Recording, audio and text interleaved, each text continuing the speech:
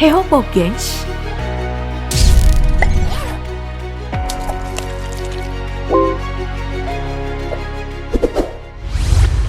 Kita sering mendengar istilah hubungan Indonesia dan Malaysia ibarat dua sisi mata uang.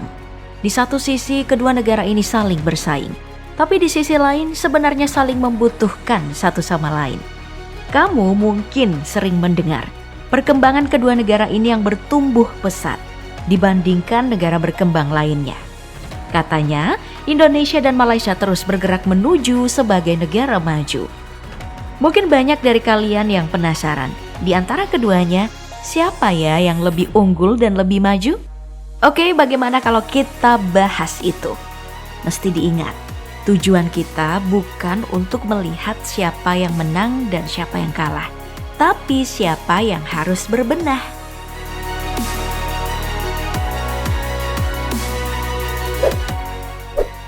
Kita bahas dari segi ekonomi dulu.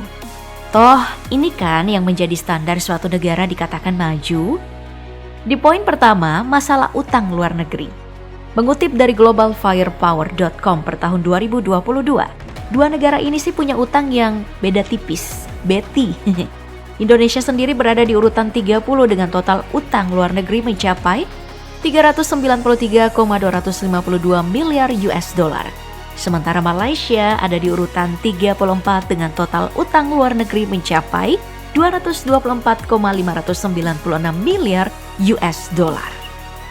Dari segi pendapatan domestik bruto per kapita, Indonesia hanya ada di posisi kelima dengan 4.138 US dollar. Sementara Malaysia ada di urutan ketiga dengan PDB 11.414 US dollar. Tingkat pengangguran kita juga di bawah Malaysia. Di Malaysia tingkat pengangguran hanya 3,60%, sementara Indonesia berada di angka 5,83%. Dalam hal ekspor dan impor komoditas, kinerja kedua negara pada tahun 2022 ini sangat baik. Antara Malaysia dan Indonesia sama-sama mengalami surplus. Ekspor Indonesia naik sebesar 3,11%, sementara total impornya naik sebesar 3,52%. Malaysia juga mencetak kenaikan di mana nilai ekspornya sebesar 10,4% dan impor 14%. Lalu di cadangan minyak, Indonesia tetap kalah dari Malaysia. Tercatat Indonesia hanya punya 3,31 miliar barel. Sementara Malaysia masih memiliki cadangan minyak sebesar 3,60 miliar barel. Kalau kita bicara tentang perusahaan besar, yang sering menjadi sorotan adalah produksi minyak mentah. Petronas nyatanya mampu unggul jauh dengan memproduksi 813.000 barel per harinya. Sementara Pertamina yang hanya memproduksi 445.000 barel per harinya. Nah, yang menarik juga untuk dibicarakan adalah anggaran pendapatan belanja negara atau APBN. Kita tahu bersama, hampir semua negara mengalami guncangan kuat sejak 2020 akibat pandemi. Indonesia memang tercatat mengalami defisit hingga 6,1%, tapi itu masih lebih baik dari Malaysia yang mengalami defisit anggaran sebesar 10,1%. Meski defisit yang dialami Malaysia cukup besar, nyatanya kita masih kalah dalam hal produktivitas ekonomi. Banyak faktor yang menjadi penentu mengapa terjadi perbedaan yang cukup signifikan dari kedua negara ini. Utang luar negeri lebih besar bisa jadi ya, karena negara menggunakan instrumen fisikalnya untuk melindungi rakyat dan ekonomi. Sebagai contoh, jumlah penduduk Indonesia berdasarkan tahun 2022 sebesar 275,4 juta jiwa. Bandingkan dengan jumlah penduduk Malaysia yang hanya 32,7 juta jiwa. Artinya, penduduk Indonesia 8,25 kali lebih banyak dari penduduk Malaysia. Artinya juga anggaran yang cukup besar harus dikeluarkan. Kalau dibandingkan dengan luas wilayah, Indonesia masih jauh lebih luas dibanding Malaysia. Luas total negara Indonesia adalah 1.904.569 km persegi yang terdiri dari 4,8% laut dan sisanya adalah daratan. Sedangkan luas total negara Malaysia hanya 329.847 km persegi dengan 0,3% laut. Itu artinya Indonesia 5 kali lebih besar dari Malaysia. Sangat berpengaruh terhadap sumber daya alamnya, baik hayati dan non-hayati, migas dan non-migas, perikanan, pertanian, perkebunan, dan tambang.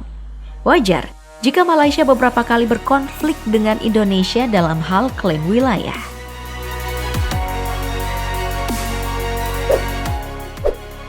Menarik juga untuk melihat kedua negara ini dari segi pendidikannya. Hanya saja sulit untuk tidak mengakui kalau Malaysia secara global masih lebih maju dari pendidikan Indonesia. Memang, perguruan tinggi di Indonesia adalah yang terbanyak di ASEAN dengan 3.115 perguruan tinggi, baik itu swasta dan negeri. Berbeda dengan Malaysia yang hanya memiliki 488 perguruan tinggi. Tapi kenyataannya, hanya 8,5% penduduk Indonesia yang mengenyam pendidikan tinggi. Indonesia juga bahkan tidak masuk dalam 100 top universitas di dunia. Dikutip dari laman topuniversities.com, Universitas Gadjah Mada saja hanya berada di urutan 254. Berbeda dengan Malaysia yang menempatkan Universiti Malaya berada di urutan 65, daftar universitas terbaik di dunia. Tapi, ada satu fakta mengejutkan di Malaysia.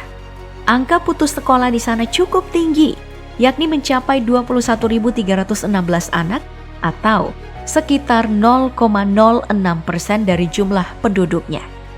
Sedikit lebih banyak ketimbang di Indonesia yang mencapai 75.303 anak atau sekitar 0,03%.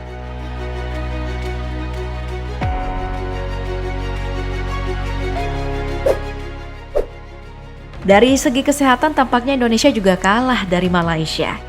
Tingkat kebahagiaan di Asia Tenggara saja, Indonesia hanya menduduki posisi ke-6. Sementara Malaysia berada di posisi ke-4 negara paling bahagia. Laporan World Happiness Report mengenai negara paling bahagia di dunia. Indonesia menempati urutan ke-87, sementara Malaysia menduduki peringkat ke-81. Dalam hal jaminan kesehatan antara Indonesia dan Malaysia sebenarnya sama. Hanya saja tingkat kepedulian terhadap kesehatan Malaysia lebih unggul.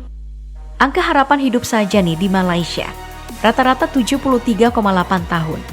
Sementara di Indonesia masih 71,1 tahun. Anggaran kesehatan juga cukup jauh berbeda. Data tahun 2014, Malaysia menganggarkan sekitar 2,7 juta rupiah per orangnya untuk layanan dan fasilitas kesehatan.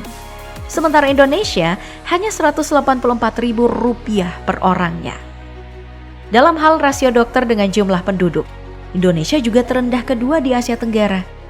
Rasionya untuk 10.000 penduduk, Indonesia hanya punya 4 dokter.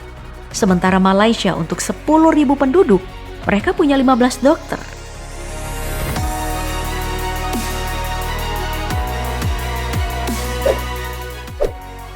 Lalu bagaimana dalam bidang olahraga? Memang Indonesia lebih unggul di bidang ini. Dalam pencapaian di Olimpiade Tokyo 2020, Indonesia menjadi terbaik kedua di Asia Tenggara dengan total 1 emas, 1 perak, dan 3 perunggu. Malaysia hanya di urutan keempat dengan 1 perak dan 2 perunggu. Di SEA Games 2021, Indonesia juga unggul, berada di urutan ketiga dengan raihan 69 emas, 91 perak, dan 81 perunggu. Sementara Malaysia ada di urutan ke-6 dengan raihan 39 emas, 45 perak, dan 90 perunggu. Untuk Asian Games 2018, Indonesia punya catatan yang sangat baik. Berada di urutan 4 dengan total 31 emas, 24 perak, dan 43 perunggu. Malaysia sendiri hanya berada di urutan 14 dengan 7 emas, 13 perak, dan 16 perunggu. Nah, dari semua yang kita bahas, tanpa sadar kita mulai tertinggal dari Malaysia dalam banyak aspek kan? Nah, sekarang pertanyaan besarnya, apakah ini bisa menjadi motivasi kita untuk berbenah atau tidak?